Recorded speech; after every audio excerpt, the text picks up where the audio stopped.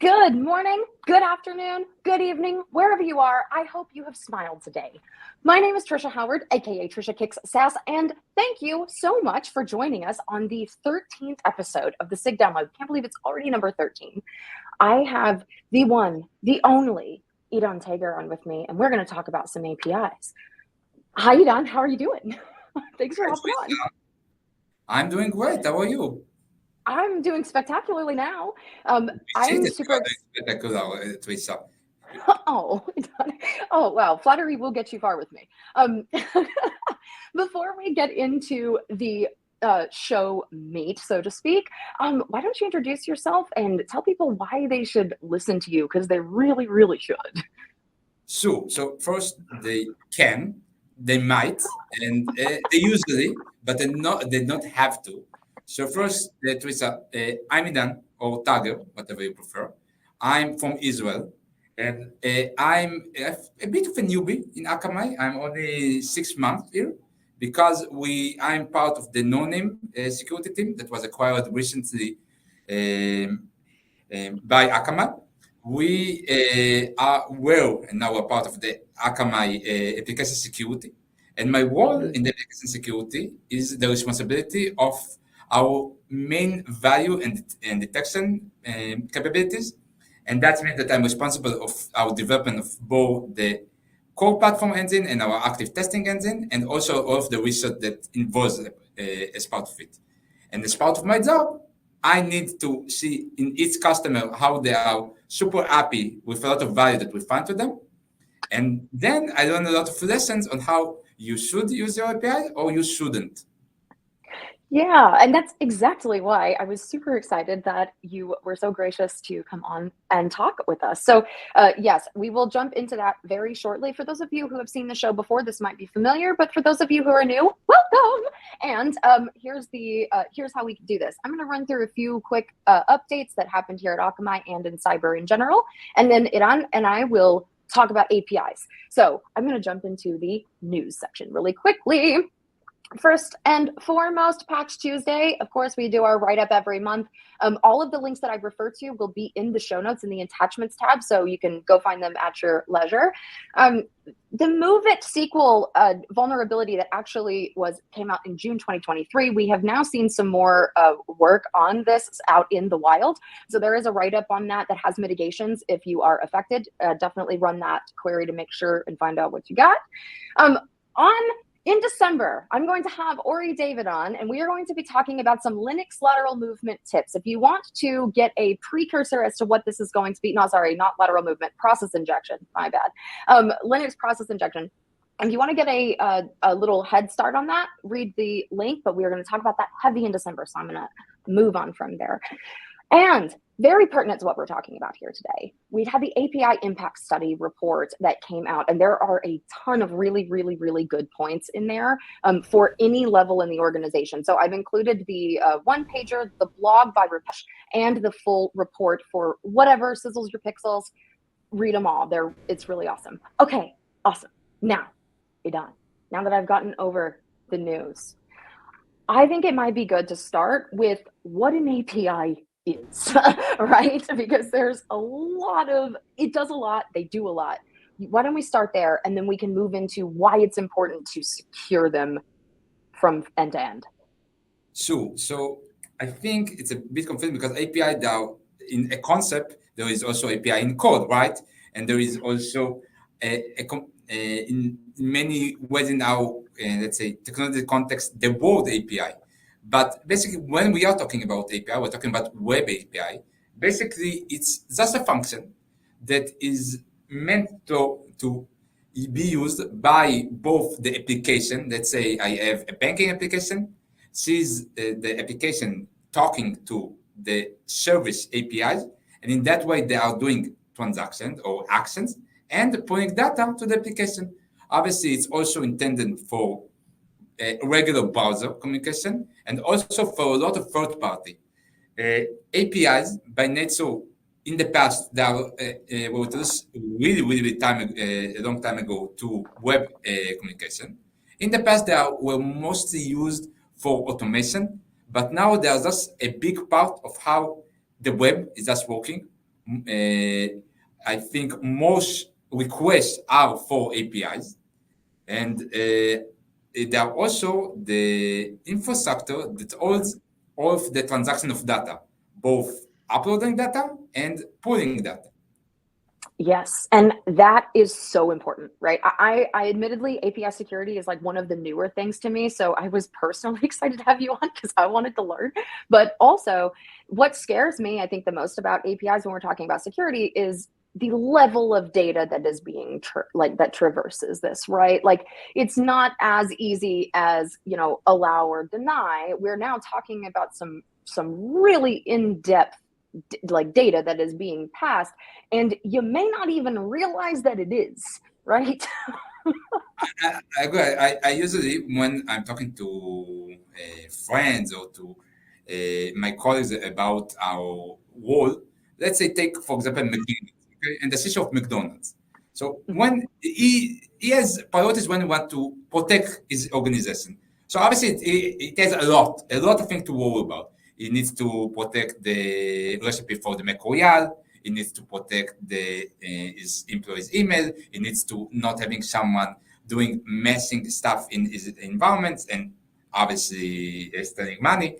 But the one thing that is critical, it's they are fine if they are not protecting, and it's so wide and so there are so a lot of ways to get is their customer data, and Yes. it's so important for this protection.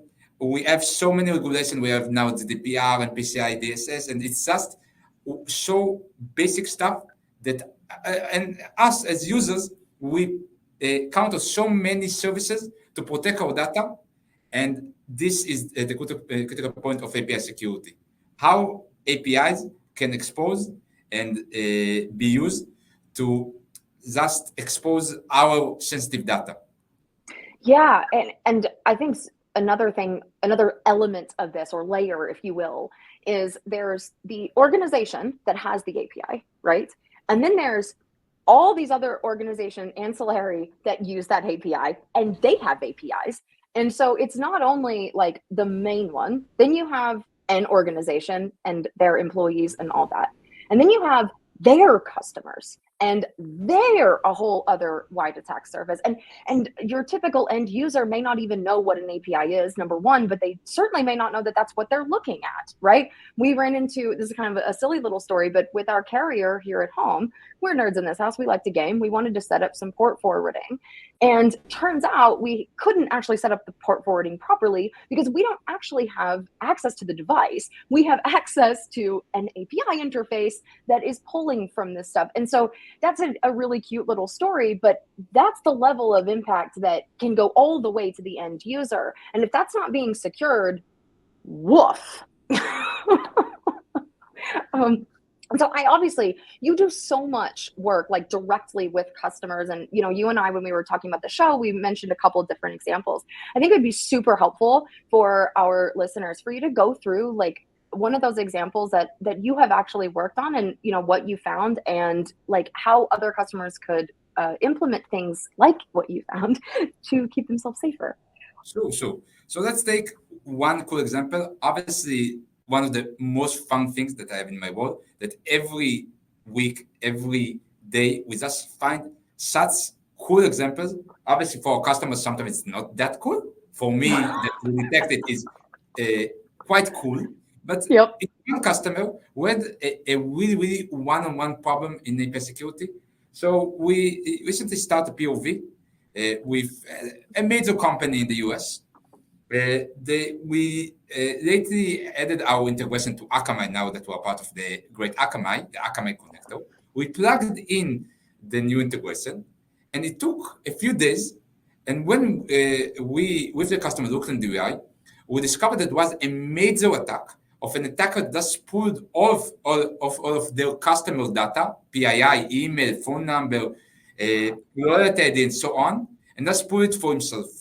And the vulnerability was something really basic that is called a BOLA, a broken object level authorization problem.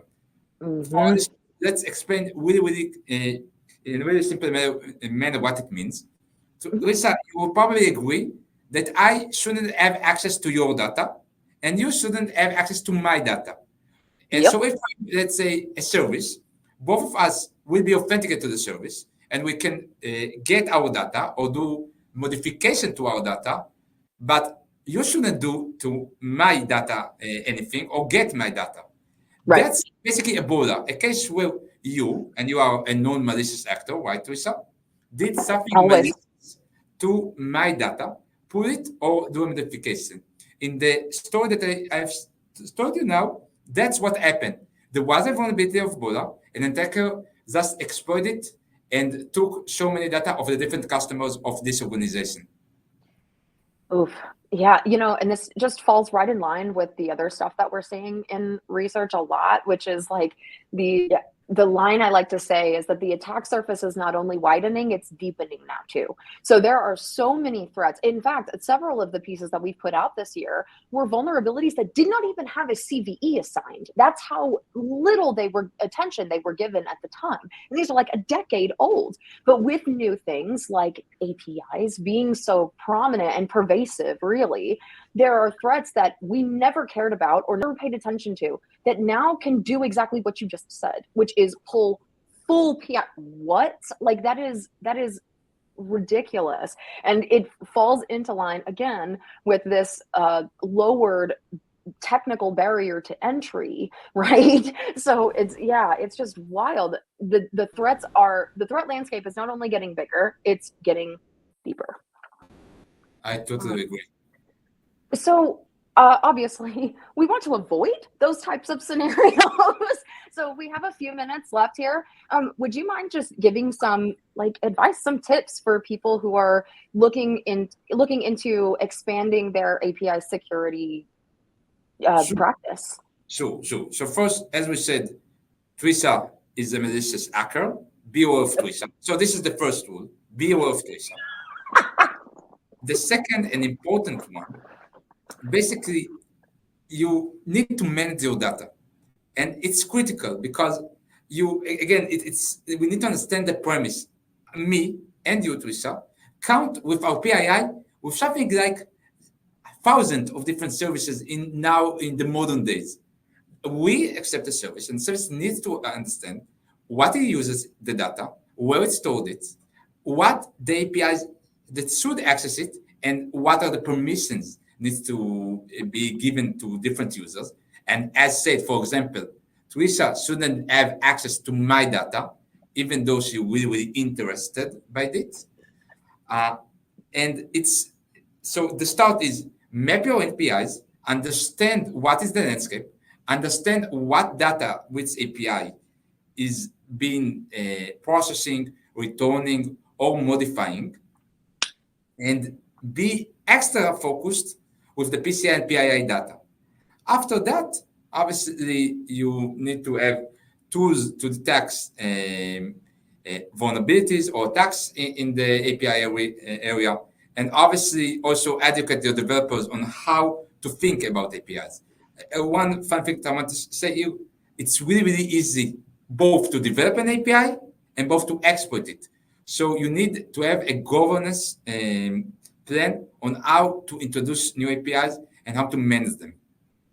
Wow, that is brilliant advice. And what an incredible way to end the show because we're out of time. This happens every single time. I wish I could talk for so much longer.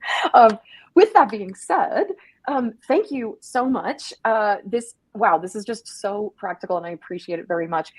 We will be coming back on the 12th of December for our episode 14. This is the one with Ori that I was talking about Linux process injection. So you definitely won't want to miss that. Sign up. If you have any feedback, songs, comments, concerns, jokes, please send them to us. We want to hear it. brighttalk@akamai.com. And of course, as always, check out the attachments tab and our security intelligence group page on akamai.com. Thank you so much for spending your time with us today. Cybernara.